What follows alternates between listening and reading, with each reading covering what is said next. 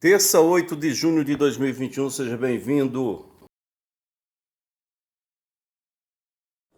Bem, queridos do nosso canal Comente Bíblia, mais uma semana de Comente Bíblia aí.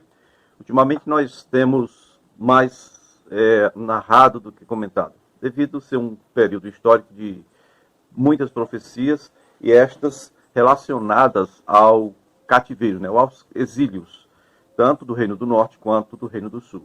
O texto de hoje está em 2º livro dos Reis, no capítulo 16, no versículo 10, vai seguindo aí até o versículo 18, onde vai falar de mais uma presepada do rei Acás, que é rei de Judá, reino do sul.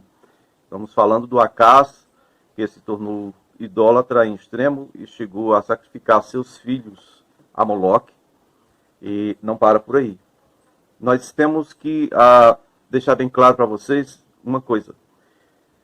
Damasco é, no caso, a capital, o local mais importante da Síria, mas agora ele vai aparecer como uma referência para a Síria e não Síria, porque os reis assírios estão dominando ali desde a Mesopotâmia, é como fosse uma quarto crescente, uma lua, né?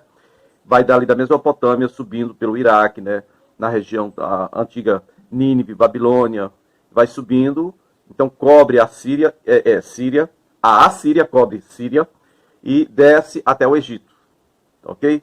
Vamos lá então, domínio assírio, e então o rei Acás, segundo o Reis 16, verso 10, diz que ele foi a Damasco, encontrar-se com Tiglat-Pileser, que é rei da Assíria, não Síria, Assíria.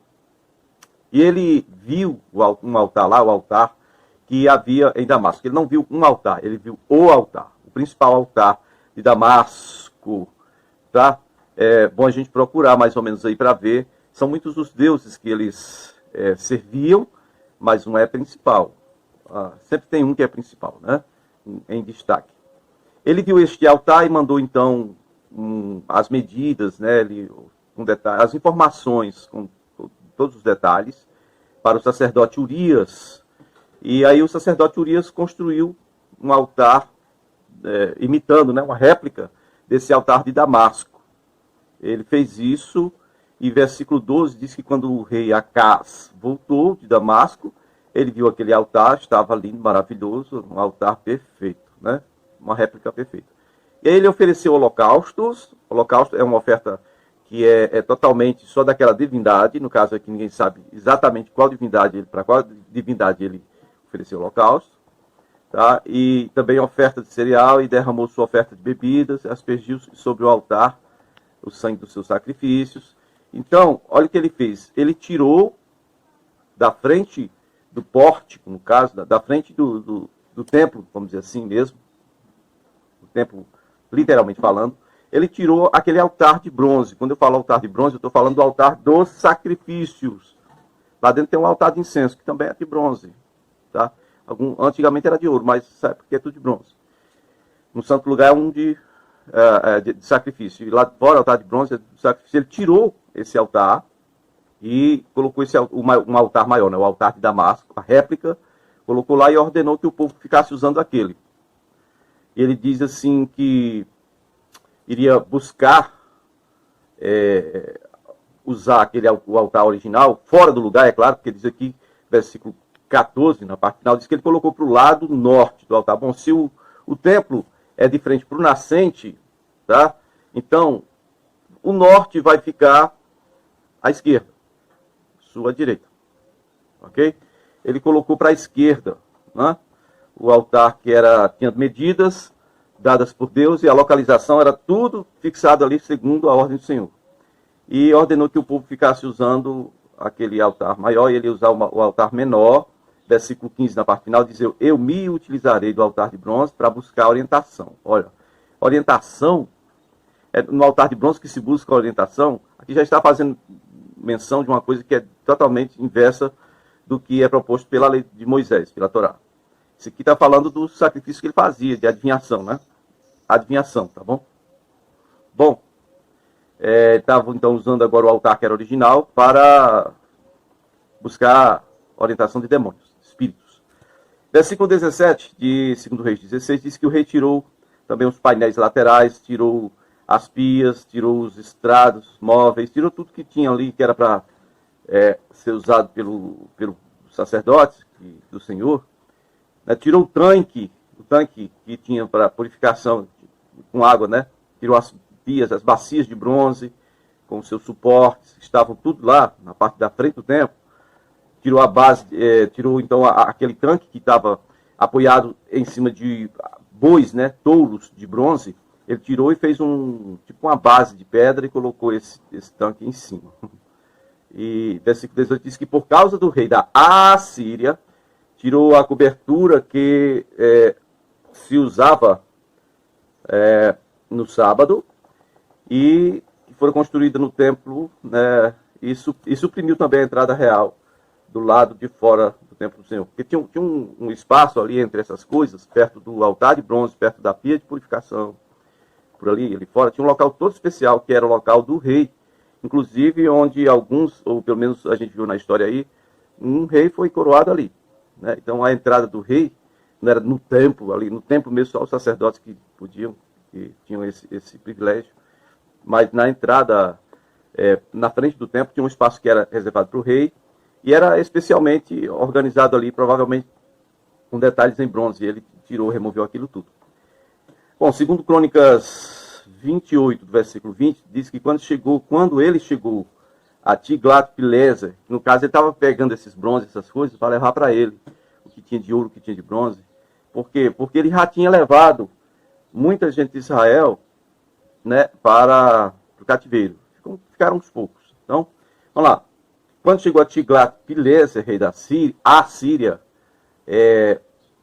este causou-lhe problemas ao invés de ajudá-lo. Mesmo nessa época em que passou por tantas dificuldades, o rei Acás tornou-se ainda mais infiel ao Senhor. Ele ofereceu sacrifício aos deuses de Damasco que o haviam derrotado, pois pensava, bom, já que os deuses da Síria os têm ajudado, oferecerei sacrifício a eles para que me ajudem também. Agora veja bem, os deuses da Síria são os mesmos deuses da Assíria. E ele está copiando aqui os deuses da Síria. Como os deuses da Síria que têm ajudado, vamos nos ajudar também, né? Bom, só que aqui na Bíblia diz que mas esses deuses da Síria foram a causa da ruína de todo Israel, né? Então, provavelmente, estamos falando aqui Baal e adjacentes, né?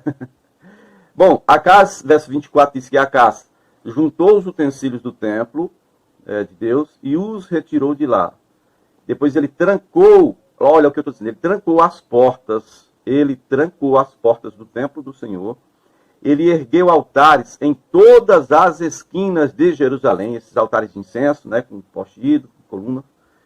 Ele ergueu altares em todas as cidades de Judá.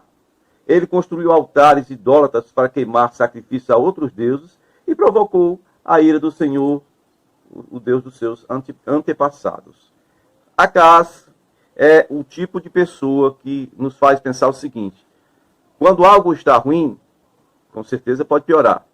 E quando você encontra uma pessoa perversa, pecadora e desgraçada, e diz, ninguém pode ser mais desgraçado do que esse, ninguém pode chegar a um ponto mais baixo do que esse, aí aparece na história o rei Acás para dizer para você que sim, tem como você descer mais, tem como você ser pior do que o que se espera, né? Bom, então eu quero só mencionar que isso está acontecendo agora, que eu narrei, foi mais ou menos no ano 729 a.C., no mesmo período em que em Israel ainda está reinando aquele Peca. E parece brincadeira, mas em Israel, os poucos que ficaram lá, é assim. Fica um reinando, vem o outro, mata e toma o lugar dele. Vem o outro, mata e toma o lugar dele. É a terceira ou quarta vez que isso acontece. Mas se você examinar aí, nessa época, né, 729 a.C., está lá em 2 Reis, capítulo 15, versículo 31, diz que os demais acontecimentos do reinado de Peca, todas as suas realizações, estão escritas nos registros históricos dos reis de Israel. Então, Oséias, filho de Elá, conspirou contra Peca, filho de Remalias. Ele o atacou e o assassinou, tornando-se o seu sucessor no 20º ano do reinado de Jotão, filho de Uzias. Bom, eu quero que você grave isso, porque esse Peca, filho de Remalias, foi aquele que se juntou com o rei da Síria, invadiu Judá, né? Lembra disso?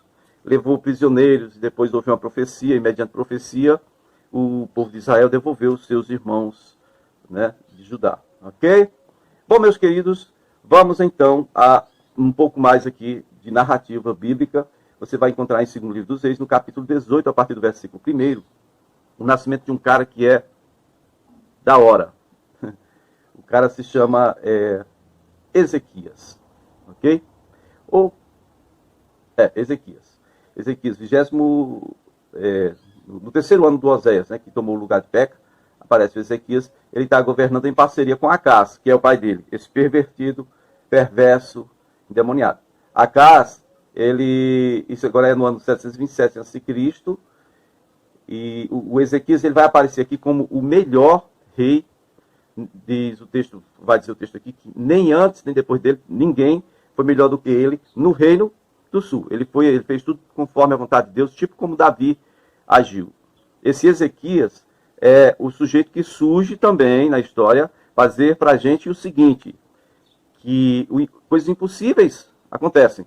Porque o cara mais pervertido, mais terrível, que chegou a queimar filhos, o Acás, gerou um filho chamado Ezequias, que é o melhor, ele vai ser o melhor da história do reino do sul, reino de Judá. Né?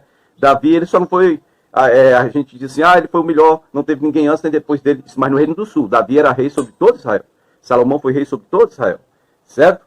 Bom, só para você pegar aí os textos, vamos lá. 2º Reis 18:1 diz que no 3º ano do reinado de Oséias, filho de Elá, rei de Israel, Ezequias, filho de Acás, rei de Judá, começou a reinar. Ele tinha 25 anos de idade quando começou a reinar e reinou 29 anos em Jerusalém. O nome de sua mãe era Abia, filha de Zacarias. Ele fez o que o Senhor aprova, tal como tinha feito Davi, seu predecessor. Removeu os altares idólatras, quebrou as colunas sagradas e derrubou os postes sagrados. Despedaçou a serpente de bronze que Moisés havia feito, pois até aquela época os israelitas ainda lhe queimavam incenso e lhe chamavam Neostã. Ezequias confiava no Senhor, o Deus de Israel. Nunca houve ninguém como ele entre todos os reis de Judá, nem depois dele. Ele se apegou ao Senhor e não deixou de segui-lo. Obedeceu os mandamentos que o Senhor tinha ordenado a Moisés. E você vai ver essa mesma descrição no livro das Crônicas, 2º livro das Crônicas, capítulo 29, versículo 1 e 2, vai falar resumidamente aí sobre a vida do Ezequias.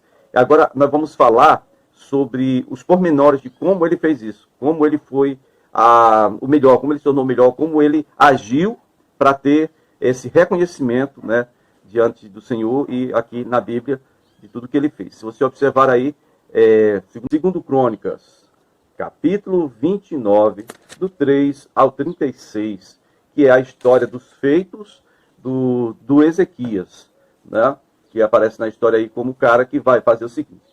Ele vai fazer grandes coisas aqui em Judá. Primeiro, ele vai purificar e consagrar o templo, ele vai abrir as portas do templo. Depois, ele vai estabelecer a adoração, vai regularizar a adoração, vai organizar a escala dos sacerdotes e levitas, né? E outra coisa, ele vai celebrar a Páscoa, depois de, né, visto todas as regras que a lei exige, e isso não só em Judá, não só no Reino do Sul. Ele vai conseguir envolver todas as cidades de Israel, vai convidar tanto o pessoal do Reino do Norte quanto o pessoal de Judá para celebrar a Páscoa no 2º mês. Então, esse é o cara que aparece como o melhor rei do sul. E ele é o filho do pior rei do sul.